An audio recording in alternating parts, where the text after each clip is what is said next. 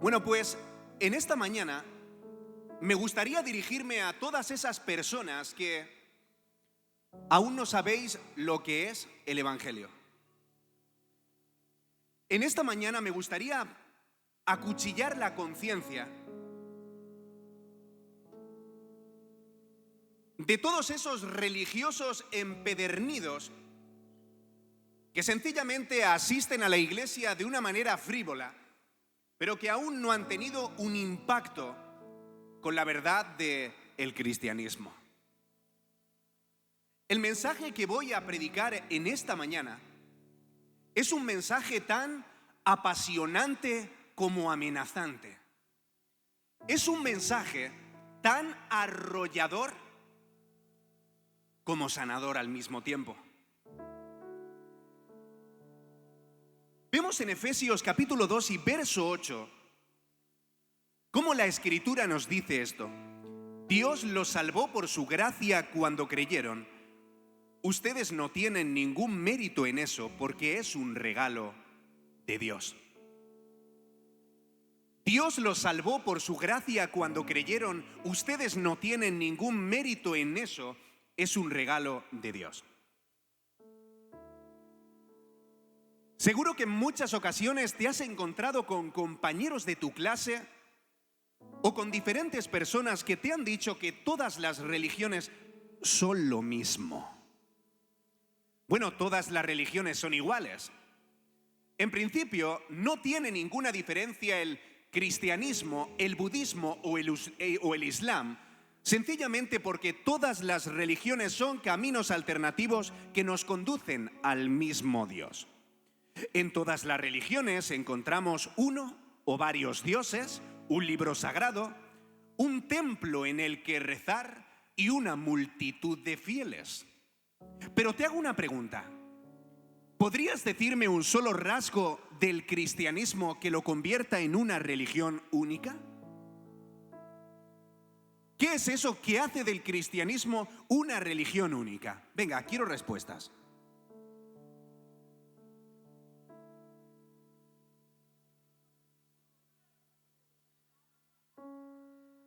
Todas las cosas que decís son válidas al mismo tiempo. Pero ¿sabéis una cosa? Todas las religiones que encontramos en el mundo, más concretamente 4.200 religiones, consisten en lo mismo. ¿Y sabes en qué es? En realizar buenas acciones para alcanzar el favor de Dios. Esas son las religiones que hay en todo el mundo. Ahora, la diferencia entre el cristianismo y el resto de religiones que nosotros encontramos en el mundo, ¿sabes dónde está? En la gracia de Dios. Y en los próximos minutos vamos a hablar acerca de la gracia de Dios. Porque mira, si nosotros vamos al budismo, encontraremos que hay que hacer 8 pasos para librarnos de nuestros deseos egoístas. Si vamos al hinduismo, veremos que hay que sufrir para purificar el karma. Si nosotros vamos al judaísmo, veremos, por ejemplo, que hay que obedecer todos los mandamientos que encontramos en la ley de Dios para ser aprobados por Yahvé. Y si nosotros vamos al islam, veremos que hay que cumplir los 5 pilares del Corán sin tener la seguridad de si Alá, el día en el que muramos, nos dejará entrar al paraíso. Pero la realidad cruda del Evangelio, ¿sabes lo que nos dice? Que ninguno de los que estamos hoy sentados en esta sala, ninguno de nosotros, al llegar al cielo, le diremos a Dios, dame lo que es mío. ¿Te imaginas? ¿Te imaginas un cielo al que se entrara por tus obras? ¿Te imaginas un cielo al que se entrase por tus méritos? Por un segundo, vamos a fantasear con la idea de un cielo al que se entrara por tus obras. Ocurrirían 3 cosas importantes. La primera es que el estándar para lograrlo debería estar ajustado a un mínimo nivel moral. ¿Esto qué significa? Bueno, pues que Dios tendría que ponérmelo demasiado fácil para que un tipo como yo pudiera entrar al cielo. En segundo lugar, el cielo estaría plagado de orgullosos que mirarían con superioridad a quienes aprobaron con menos nota. ¿Entiendes? Es que, Jorge, has entrado al cielo con un 5. Yo, sin embargo, he entrado al cielo con un 7. Dime, ¿quién ha sido más bueno de los dos? ¿Entendéis? Y en tercer lugar, si el cielo fuera una recompensa, no habría un ambiente de gratitud, sino un ambiente de presunción. Y ¿sabes una cosa? No tardaríamos ni un minuto en convertir el cielo en el peor de los infiernos. Esa es la razón por la que el gran reformador del protestantismo, el padre del protestantismo, Martín Lutero, dijo que la gracia es la bisagra sobre la que gira todo lo demás. Ahora, ¿qué es la gracia? De todas las definiciones que en esta mañana podríamos citar, creo que la gracia de Dios viene de la palabra charis, y esto quiere decir favor. La gracia de Dios es un favor. Así como dijo Abraham Wood, la gracia es el favor gratuito de Dios, manifestado en bendiciones espirituales y eternas a criaturas que son culpables e indignas. Amigo, ¿sabes lo que nos está diciendo Abraham Wood con esta cita? Nos está diciendo que la gracia de Dios no solamente consiste en favores inmerecidos, sino que además consiste en favores que Dios nos da a pesar de que merecemos lo contrario. ¿Has entendido? Esto significa que la gracia de Dios es todo lo opuesto al mérito. Ahora, ¿qué son los méritos? Bueno, la palabra mérito viene de merecimiento. Esto significa merecer. Pensar que mis acciones me hacen digno de recibir una recompensa. Pensar que por el hecho de que ayunes 3 días seguidos, eres más digno del amor de Dios que si no lo hicieras. Pensar, querido joven que estás aquí, que por el hecho de orar más o menos, eres más o menos digno de recibir el amor de Dios. Como dijo Lewis Schaffer, la gracia equivale al trato misericordioso a quienes no se lo merecen. ¿Y sabes una cosa? Esta precisamente es la gran diferencia que existe entre las palabras misericordia y gracia. La misericordia, joven, es que Dios no te castiga por tus pecados, pero la gracia es que Dios te bendice a pesar de ellos. Pero a causa de no entender la gracia, en medio de la iglesia emergen 2 horrendos monstruos. Número 1, el libertinaje, y número 2, el legalismo. Esto quiere decir, si no has entendido la gracia de Dios, eres un libertino o un legalista. No hay más. Independientemente a que vengas a un evento cristiano, luzcas una camiseta con un eslogan cristiano o evangélico y estés aquí dando botes. Si no has entendido la gracia de Dios, ¿sabes una cosa? Eres un libertino o un legalista. Ahora, si algo de estos 2 rasgos tienen en común, ¿sabes lo que es? Que ambos deforman la imagen de la verdadera santidad. Vamos a explicar qué es el libertinaje. ¿Qué es el libertinaje? El libertinaje es libertad malentendida. ¿Entendéis? ¿Qué es el libertinaje? Libertad malentendida. Y esto precisamente le ocurría a la iglesia en Roma en tiempos del apóstol Pablo. Ellos decían, bueno, si Dios da gracia a los pecadores, ¿por qué no seguir pecando más para recibir más gracia? ¿No es así? ¿Qué vemos, por ejemplo, en Romanos 6? Ahora bien, debemos seguir pecando para que Dios nos muestre más y más su gracia maravillosa. Y el apóstol Pablo responde, por supuesto que no. Nosotros hemos muerto al pecado, entonces, ¿cómo es posible que sigamos viviendo en él? ¿Sabes que el apóstol Pablo en este texto de Romanos 6 nos está ofreciendo 2 enseñanzas clave? Número 1, La gracia, la libertad que la gracia nos ofrece jamás nos conducirá a pecar. Y número 2, si utilizamos la libertad que la gracia nos ofrece para pecar, es un claro signo de que aún no la hemos conocido. Así como decía Agustín de Hipona, la libertad no es la facultad de hacer lo que nos plazca, sino la capacidad de hacer lo que debemos.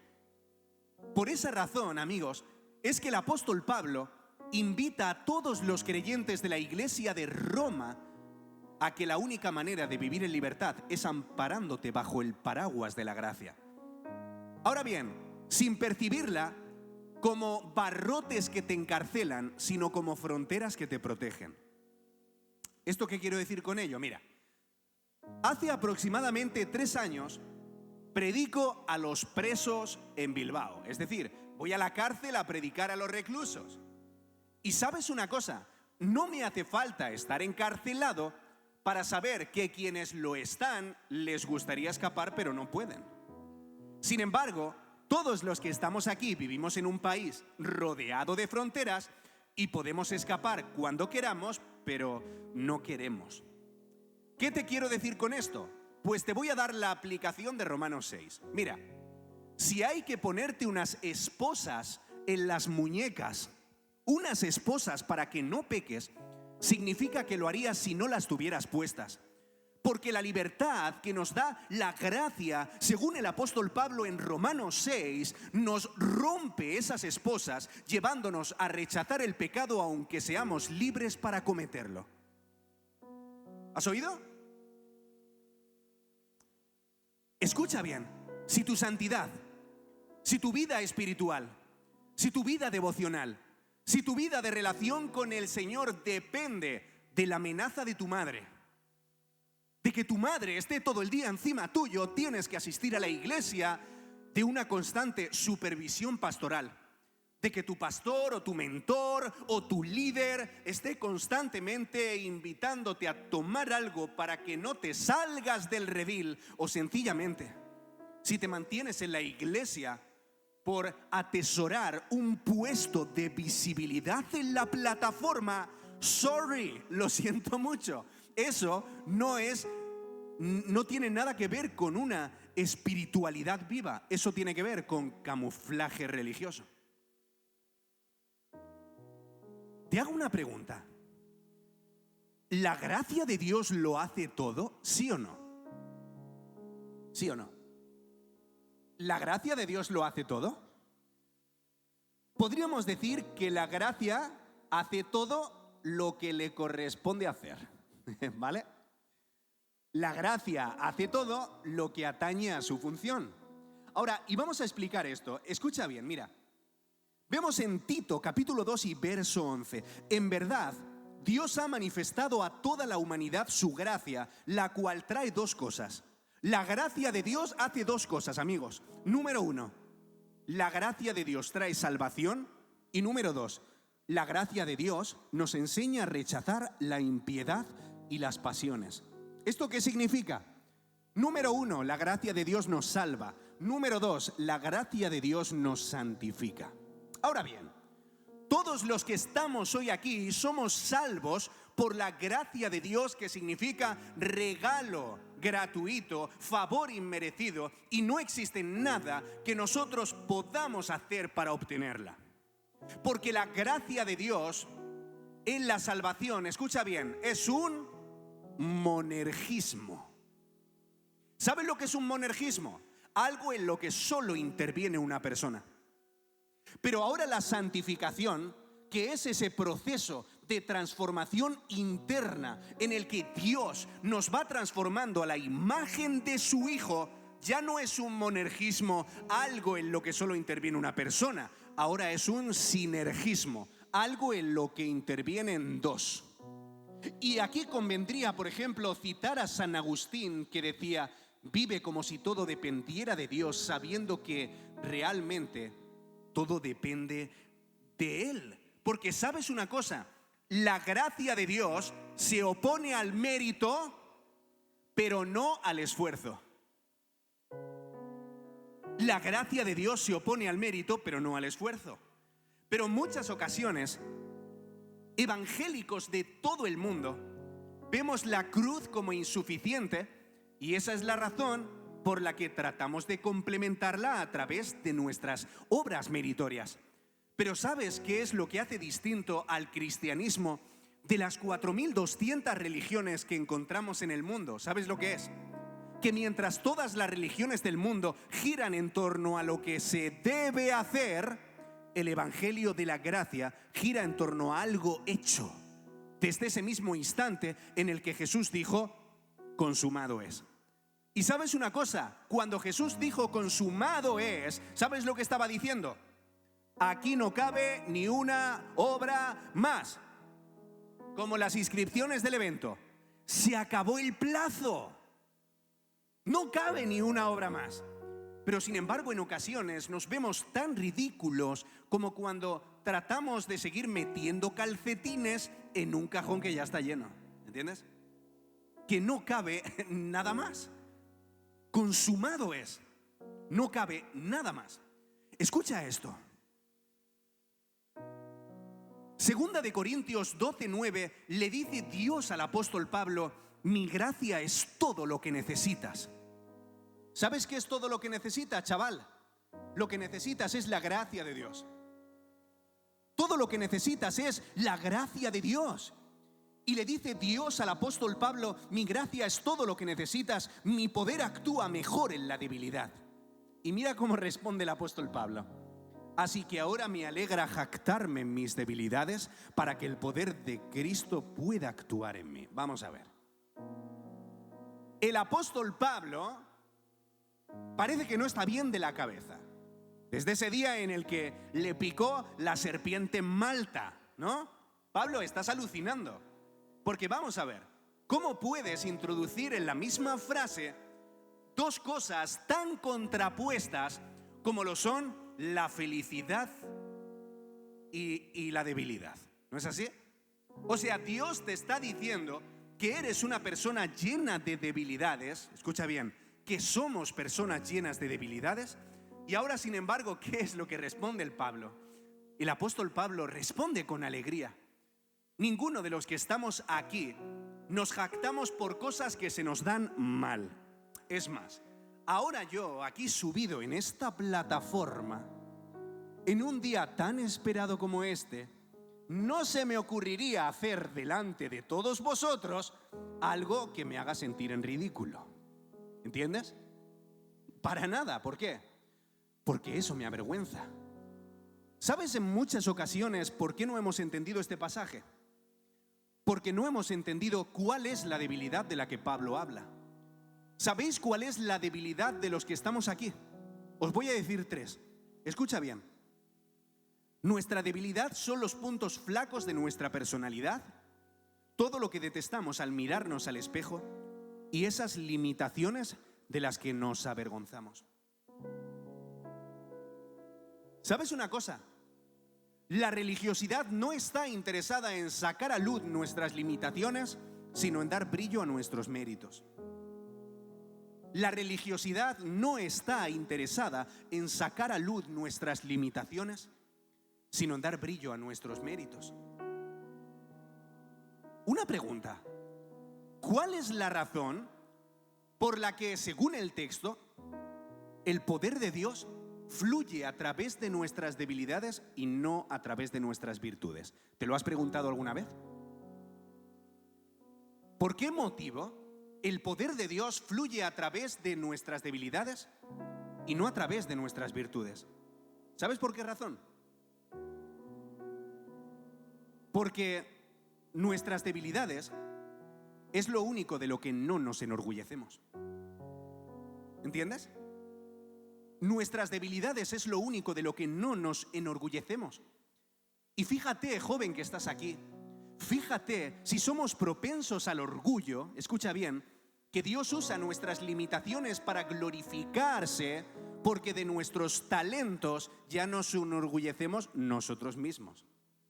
¿Lo has entendido? ¿Lo has entendido? Esto es increíble. En segundo lugar, vamos a ir al legalismo. ¿Qué es el legalismo?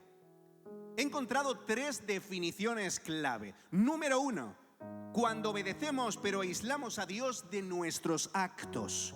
Número 2, cuando las reglas se vuelven lo primero. Y número 3, cuando convertimos nuestros prejuicios en mandamientos.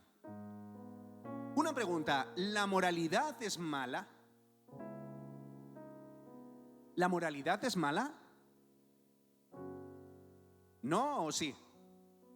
La moralidad no es mala. Que te digan que eres alguien moral es todo un elogio. Que te digan que eres alguien inmoral es todo un insulto. ¿No es así? Vale. ¿Sabes lo que es malo? Es malo el moralismo. Dios nos ha llamado a ser cristianos, no moralizadores. ¿Me entendéis? Ahora, si yo agarro la palabra moral y le añado el sufijo ismo, eso convierte la moral en la base de todas mis acciones. Escucha bien. Y mis acciones dejan de ser el resultado de la gratitud a Dios para convertirse en orgullo disfrazado de espiritualidad. ¿Te suena esto? Si me porto bien, entonces seré aceptado. Todos los que estamos aquí tenemos compañeros de clase que son incrédulos y que no creen en Dios. Todos los que estamos aquí en nuestro barrio tenemos al típico conocido que no vemos, que se junta con buenas compañías y a menudo le invitamos a la iglesia los domingos. ¿Y qué es lo que nos responde? No, es que primero tengo que quitarme de fumar esto que estoy fumando, de ir a este cierto lugar, y ya cuando después esté mejor, entonces te acompañaré a la iglesia los domingos. Si me porto bien, entonces seré aceptado. Joven que estás aquí y tienes adicciones ocultas que no te atreves a confesar a tu mentor. Joven que estás aquí y que estás batallando con cientos de luchas interiores que no te atreves a confesar a nadie. Escúchame, esta palabra es para ti. El Evangelio enseña todo lo contrario, porque enseña que primero soy aceptado por lo que Jesús hizo por mí y después mi moral se ve afectada en consecuencia. Así como dijo Tim Keller, el legalismo dice, obedezco, por eso soy aceptado. Pero el Evangelio dice, soy aceptado, por eso obedezco.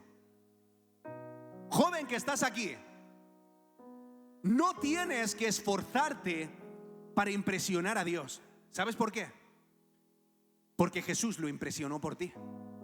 Gálatas 3:3. ¿Será posible que sean tan tontos? Después de haber comenzado vuestra vida en el Espíritu, ¿por qué ahora tratáis de ser perfectos mediante vuestros esfuerzos humanos? Todos los que estamos aquí, incluido yo el primero, estamos desintoxicándonos de un legalista interno. ¿Ah, que no me crees? Te voy a hacer el examen del legalista. Primera pregunta. ¿Te sientes superior a quienes no cumplen con tus estándares? ¿Sí o no?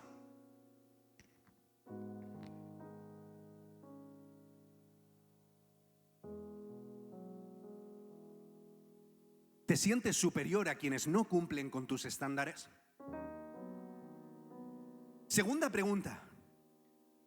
¿Te enfocas en tus logros para obtener la aprobación de Dios? Esta pregunta yo siempre la he suspendido. Incluso todos los días sigo batallando con ella. A menudo yo personalmente me enfoco en mis logros para obtener la aprobación de Dios. Tercera pregunta. ¿Te sientes incómodo al enfrentarte a otras opiniones religiosas? No estoy hablando de falsas doctrinas o herejías, no. Estoy hablando de cosas que quizá rozan lo periférico de lo central, pero sin embargo, tú no estás de acuerdo y te alejas de personas que no piensan como tú. Cuarta pregunta. ¿Hay hueco para la compasión en tu teología?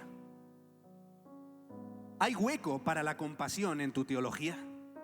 Escucha bien. Hace muchísimo tiempo nació un niño llamado Dimas.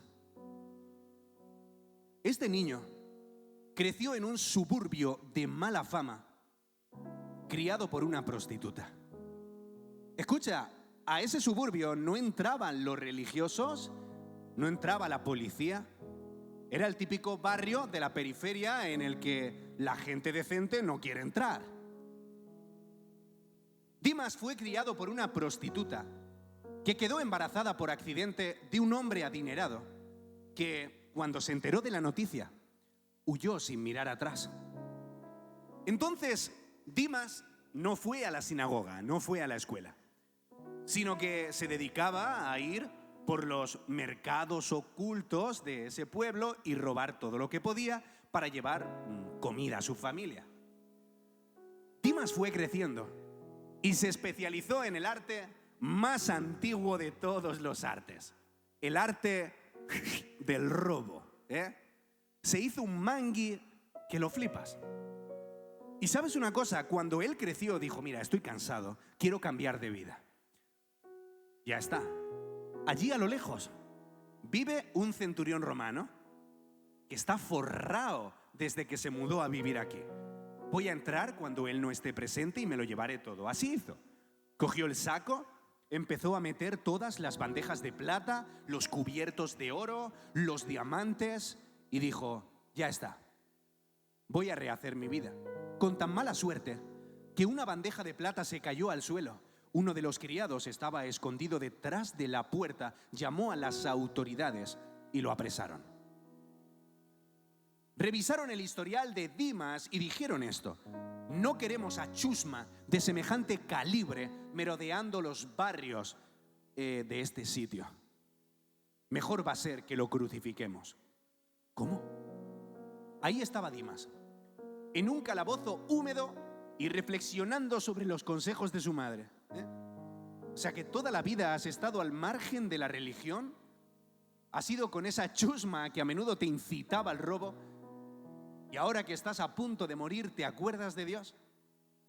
De repente un romano corpulento entra, le da una patada a esa puerta de madera, escucha bien, y le colocan un yugo muy pesado que debía pasear por las empedradas calles de Jerusalén.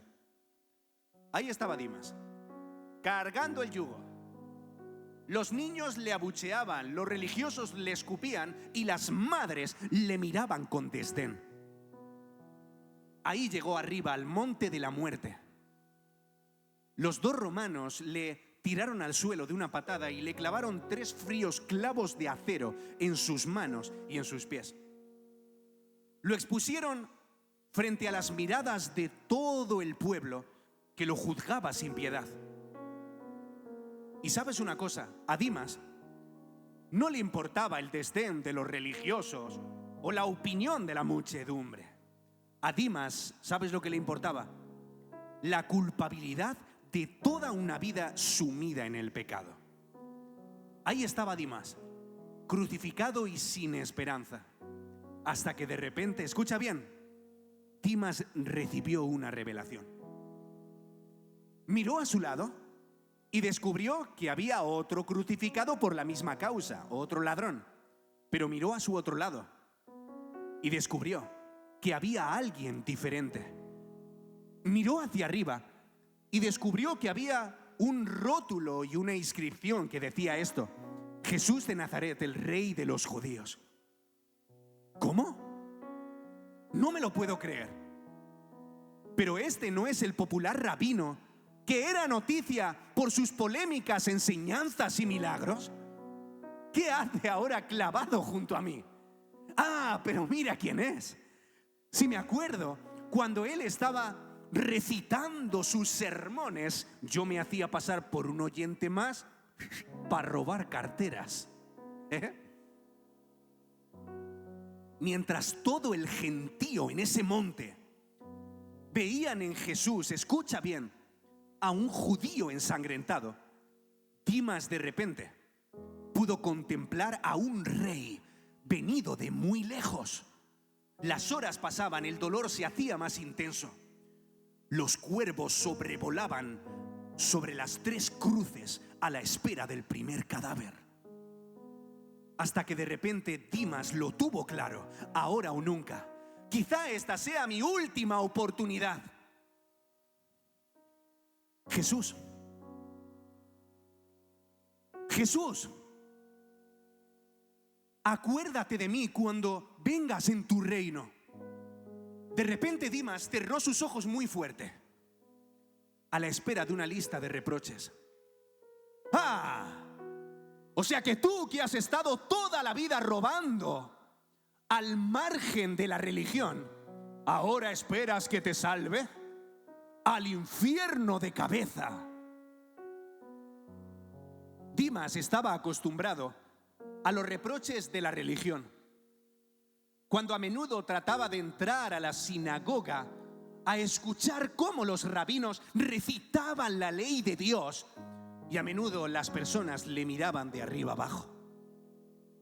Dimas estaba acostumbrado a los reproches de las autoridades judías que estaban patrullando el barrio y que a menudo le miraban con desprecio diciendo: tú nunca cambiarás.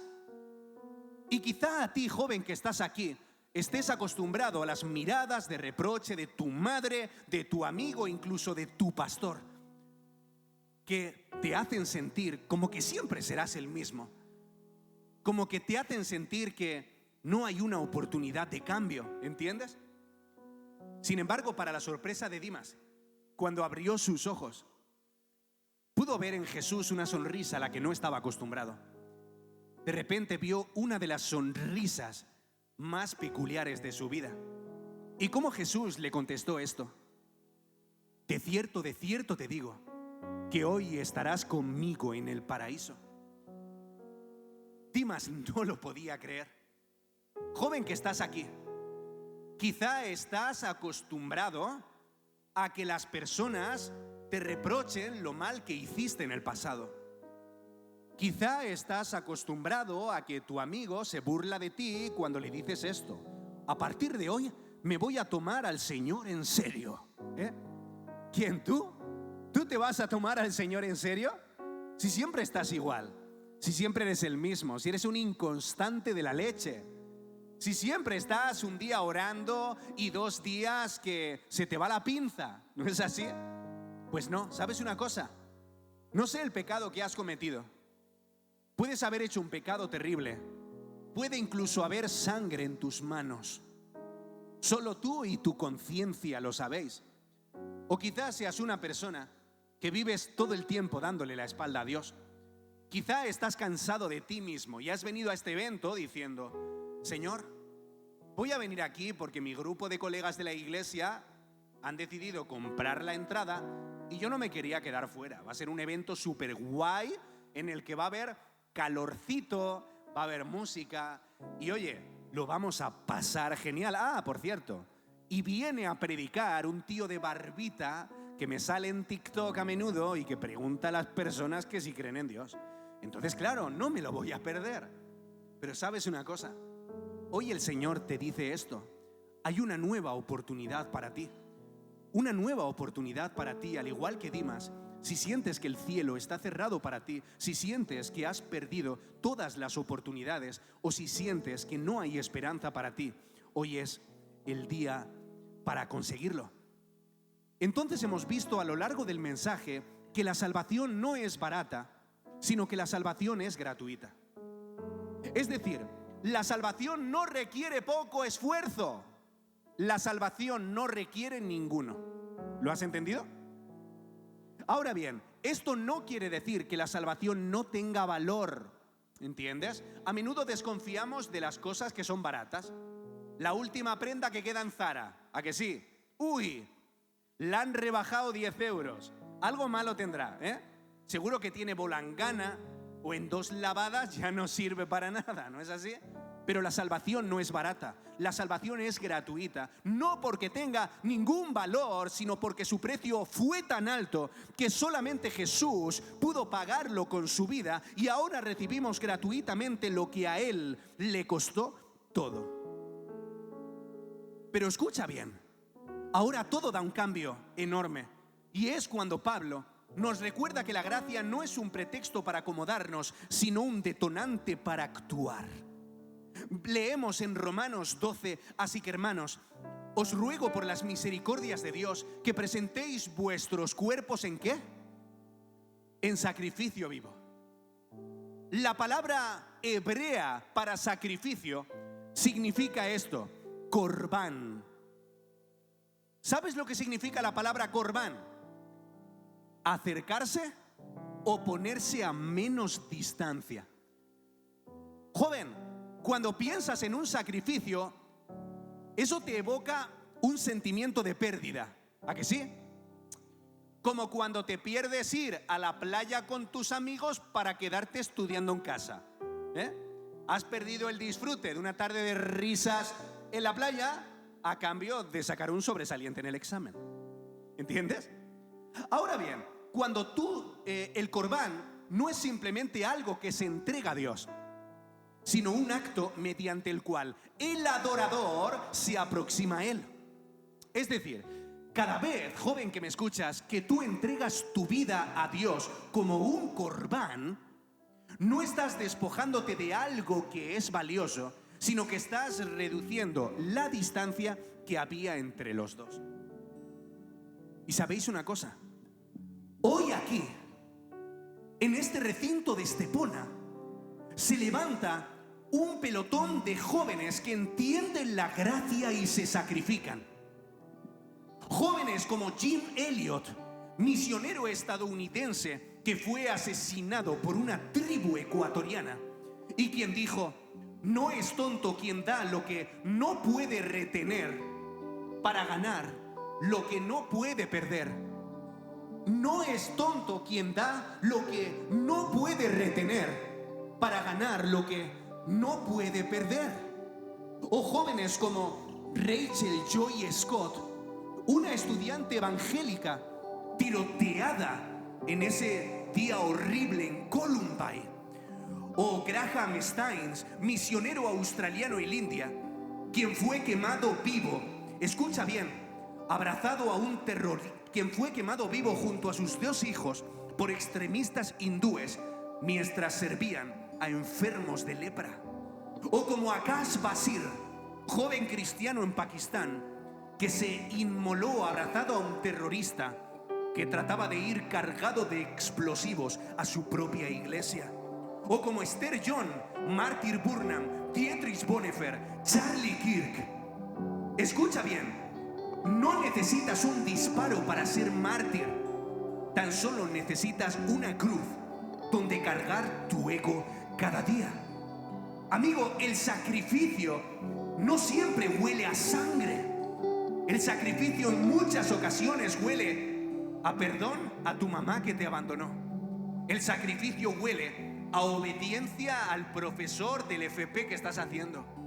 El sacrificio huele a bendecir a tu jefe, a respetar a tus propios padres, a dar testimonio en tu tierra. Mirad, escuchad bien. Hace 150 años, unos misioneros entraron por el puerto de Málaga. ¿Ha escuchado? Hace 150 años, unos misioneros entraron por el puerto de Málaga.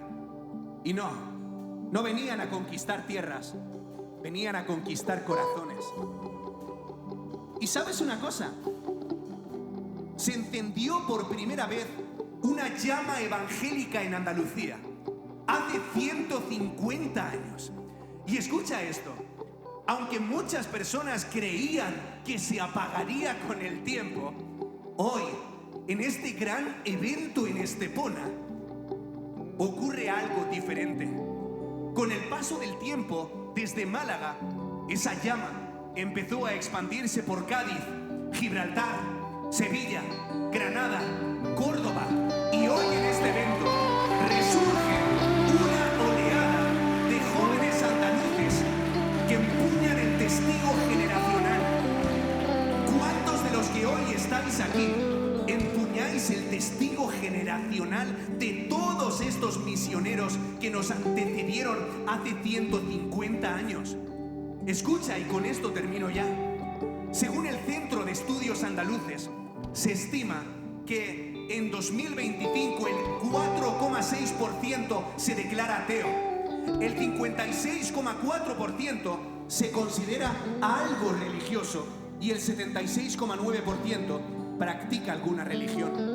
Hoy el llamado es para dos tipos de personas. Número uno, aquellos que os sentís presa de la religión, aquellos que sentís que no hay una oportunidad para vosotros, aquellos que tenéis la conciencia llena de pecado, aquellos que habéis venido cansados de la religión a este evento. Y en segundo lugar, jóvenes que sencillamente no se conforman a estudiar estadísticas, sino jóvenes que se esfuerzan por cambiarlas. Escucha bien, estas estadísticas están llenas de compañeros de tu universidad, de esa mujer que cuando bajas para ir a clase te la encuentras fregando tu rellano, o del camarero en el que desayunas cada mañana, o ese familiar que tienes y que todavía no conoce a Jesús. Pues hoy se levanta una generación, ponte en pie conmigo, hoy se levanta una generación que no se conforma al aburrimiento de una religión vacía, sino que hoy se levanta una generación que cambia las estadísticas. Hoy se levanta una generación que no sencillamente se conforma a una religión vacía, sino que predica a este mundo que aún hay un océano de gracia para salvarlos. 2 minutos. Ora conmigo 2 minutos. Ora conmigo 2 minutos. Mira, me encantaría orar por ese joven que en este evento se siente el más pecador de todos. Me encantaría hacer una oración por ese joven que piensa que todas las oportunidades se han terminado para él. Me encantaría orar por ese joven que tartamudea cuando tiene que compartir el evangelio a alguien. Tú, si te sientes poca cosa, tú, si te sientes introvertido o tímido, tú, si sientes que no puedes representar una antorcha encendida para tu comunidad, tú que sientes que nunca llegarás a nada porque no tienes talento suficiente. Escucha bien, yo soy un cazurro. Si no, preguntadle a mi esposa Kelly. Yo soy un cazurro, pero el Señor me utiliza a causa de mis debilidades. Levanta tu mano, joven que estás aquí. Oro, Señor, por todos esos jóvenes, Dios, que hoy se sienten poca cosa, que hoy sienten que no puedes contar con ellos. Y te suplico también por todos esos jóvenes que están aquí, que a partir de hoy cambian las estadísticas y que a partir de hoy se levantan como una nueva oleada de misioneros en Andalucía. Gracias, Señor. Gracias.